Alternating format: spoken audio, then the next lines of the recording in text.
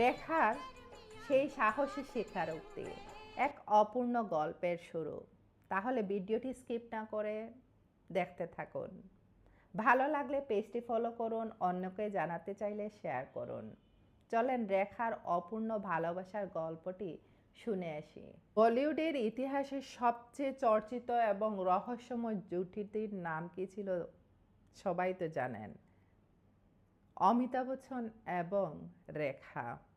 তাদের নাম নিলেই সবাই যেন প্রেমের গুঞ্জনটাই শুনতে পেত। রূপালী পর্দার এই রসায়ন বাস্তবের মাটিতেও এতটা গভীর ছিল যে দশকের পর দশক পেরিয়ে গিয়েও তাদের কৌতূহলটা এখনও তাদের ফ্যান ফলোয়ারদের কাছে একটুও কমেনি। বিশেষ করে রেখা তার বিভিন্ন সাক্ষাৎকারে অমিতাভ বচ্চনের প্রতি যে ভালোবাসা প্রকাশ করেছেন তা আজও ভক্তদের মনে শিহরণ জাগায়। আসলে ভালোবাসাটা এমন হওয়া উচিত।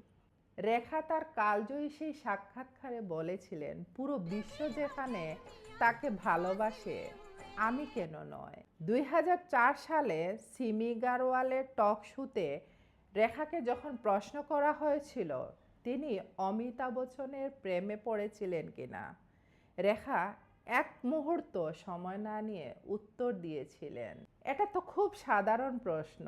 আমি তো এমনও কোনো নারী পুরুষ কিংবা শিশুকে দেখিনি যারা তাকে পাগলের মতো ভালোবাসে না।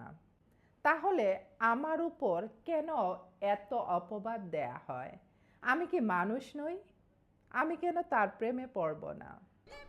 বিষয়টি তিনি কিন্তু কৌশলে এড়িয়ে গেলেন। আসলেই তো, বিশ্ব যেখানে ভালোবাসে, তাহলে আমি তাকে ভালোবাসতে দোষের কি আছে? অমিতাভ বচ্চন এদিকে আবার এই স্বীকারোক্তিটাকে অস্বীকার করে বলেছেন।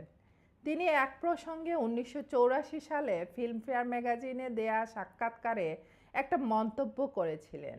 তিনি বলেছিলেন, তিনি কেন অস্বীকার করবেন না? তিনি নিজের ইমেজ রক্ষা করতে চেয়েছেন, নিজের পরিবার আর সন্তানদের আগলে রাখতে চেয়েছেন। মানুষ কেন জানবে আমার প্রতি তার ভালোবাসা ছিল কিংবা ছিল না, কিংবা আমার অনুভূতি কি? আমি তাকে ভালোবাসি, তিনি আমাকে ভালোবাসেন, বেশ এতটুকুই যথেষ্ট। রেখা আরও বলেছিলেন, বিভিন্ন সামাজিক প্রোগ্রামগুলোতে যখন অমিতাভ বচ্চন তাকে না চেনার ভান করতেন তখন তার একটু খারাপই লাগতো, কিন্তু তিনি অমিতাভ বচ্চনের সামাজিক অবস্থান দেখে তা ইগনোর করতেন। মানে কি বুঝলেন? ভালোবাসার প্রতি সম্মান দেখাতেন। রেখা বিভিন্ন সময় আকার ইঙ্গিতে বুঝিয়েছেন তার জীবনে অমিতাভ বচ্চনের স্থান সবার উপরে। তিনি বলেছিলেন, একজন মানুষের জীবনে পূর্ণতা পাওয়ার জন্য কাউকে সবসময় কাছে পেতে হয় না, কারো অস্তিত্ব হৃদয়ে থাকাটাই যথেষ্ট। আজও রেখা স্মৃতিতে সিঁদুর বা তার সাজগুজের মাঝে ভক্তরা অমিতাভের প্রতি তার সেই চিরন্তন ভালোবাসার ছায়া খুঁজে পান। রেখার ভাষায় ভালোবাসা মানে কাউকে জয় করা নয়, বরং নিজেকে তার নামে উৎসর্গ করা। আচ্ছা, আপনার দেখা অমিতাভ বচ্চন এবং রেখার প্রিয় ছবি কোনটি ছিল, কিংবা কোন গানটি মনে পড়তেছে এই ভিডিও দেখে? কমেন্ট সেকশনে জানাতে পারেন।